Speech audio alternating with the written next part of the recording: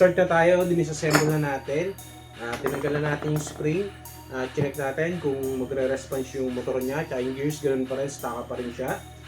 Niliwagan na natin yung dito sa may motor, ganun pa rin, staka pa rin. So, yun lang ang pinaka the best way para makita natin.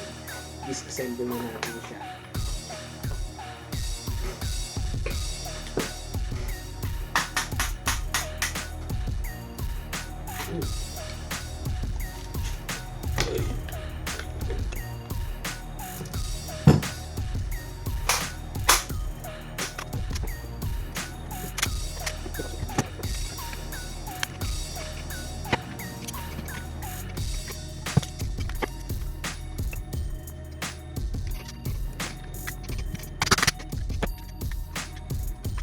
Kaya nag-stop up.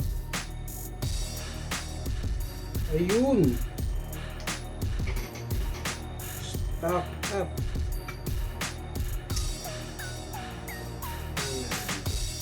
So guys, yun o. May kinain siyang part. Tingnan natin kung ano.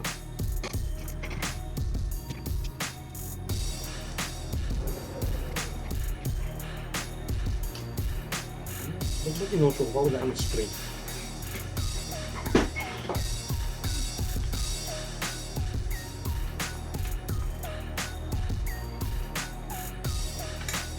Ano to?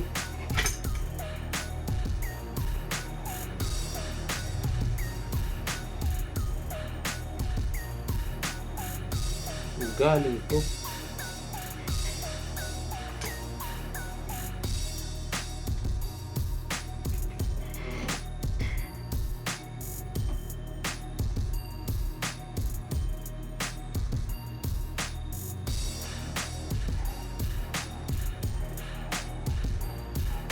Ito lang guys, oh. Wala namang problema yung unit.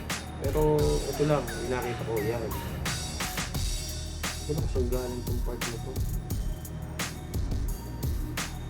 Plastic, wala na yung plastic dito.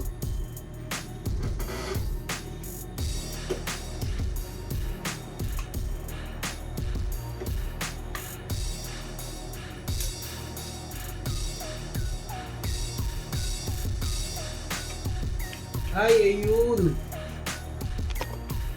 Dito siya, ayan. Yung pinaka umiipit na spring dito sa loob. Tol, sumabit.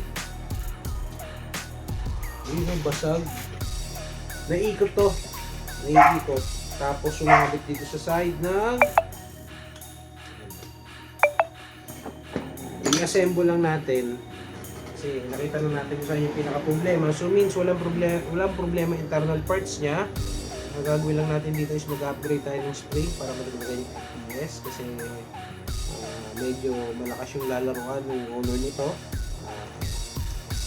Yung event is January. So, bigyan naman natin siya ng magandang laban.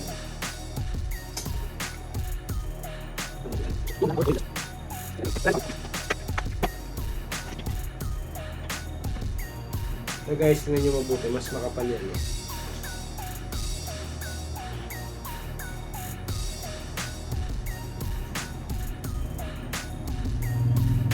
Yun.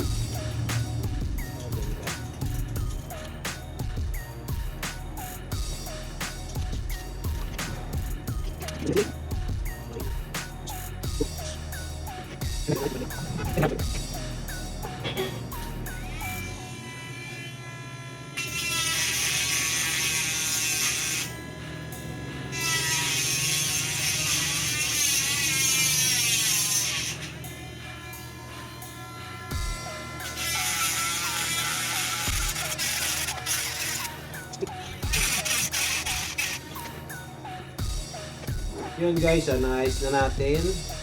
Na-reduce na rin natin yung gearbox niya para dagdag tibay kahit matigas sa spring yung ipapalit natin. Nag-resumes tayo ng motor, naglagay tayo ng nag-resumes tayo ng gears, naglagay tayo ng grasa sa gears. Nalinisan natin, direct palit tayo ng o-ring sa piston head kasi matigas na yung o-ring niya. So wala na hangin na nakukuha. Yun, i-reassemble na lang natin siya para makita natin. So,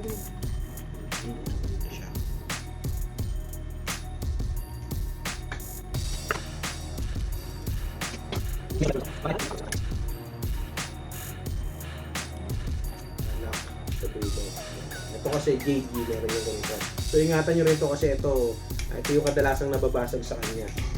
Then ang isa pa pala yan, nakalimutan ko na naman itong part na to. Yung pinaka kabiyak ng half-up caber niya. So guys, ako kahit may iwan ko yan, okay lang kasi may paraan ako kung paano ko yan ibabalik.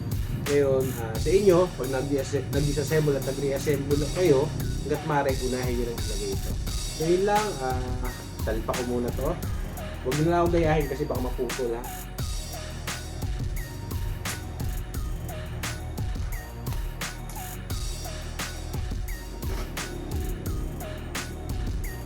Siyempre, lalagyan natin ng Teflon para sa mas magandang air seal. Guys, good evening yun. Natapos na natin gawin yung JG M4 wrist na ginagawa natin kanina. So, ito yung naipitan lang ng plastic part dun sa piston body. So, ngayon, nirefresh natin internal parts niya. Nag-ice time yung air seal. So, ang spring na nakalagay sa kanya is hindi ganun katigas kasi plastic pa yung spring guide niya. Stock motor pa rin siya, stock gear pa rin siya. Then sa cylinder niya, stock din yung nakalagay. Stock half-up chamber, stock inner barrel, stock half-up rubber. So halos karamihan sa parts niya, sa parts is stock pa talaga. So hindi natin po pwedeng ipilit yung mataas na FPS sa kanya. And sabi naman ni owner is okay lang naman sa kanya yung ganun. Kasi parang pinaka-backup guide niya lang naman to. Then at the same time, pag maglaro siya sa mga CQB, is may hirapan siya mag-entry lalo na kung malakas yung FPS ng rifle. So ngayon guys, eto na, pakita ko sa inyo yun, nirefresh lang natin siya. Eto na yung test fire natin sa kanila. Ang kagandahan dito, medyo bubilis pa yung rate of fire niya kumpara doon sa dati. Mas responsive na siya. Yan. Matigas yung spring na nilagay natin yan ha. Hindi naman siya ganun katigas. Yun lang kakayanin talaga ng gears niya at ng gearbox shell. So hindi tayo naglagay ng 155 na spring, so 140 lang yung lagay na, 135 lang yata yung ginamit natin sa kanya na spring para hindi siya mahirapan kasi stock motor lang din naman yung gamit sa kanya. And then ang FPS niya nung chinek natin kanina is nasa 440 to 450 FPS, so pasok na pasok talaga siya. So yun, bawi na tayo sa isang rifle na sir, yun na lang yung patakasin natin ng FPS. So yun, next na natin yung isa. So reassemble lang muna natin to para masimulan na natin yung isang rifle na kasama nito. At least nakita natin na minor lang yung naging problema nito. Actually, wala talaga siyang problema. Meron lang isang part na naipit kaya nag-stack up yung piston niya kaya hindi siya ma-fire. Yun lang. JG M4 is yun. Okay na, 100% wala na siyang problema. Ready na. So yun sir, maraming salamat po. Next na natin yung Samurai po. Ano ba tayo sa kitan?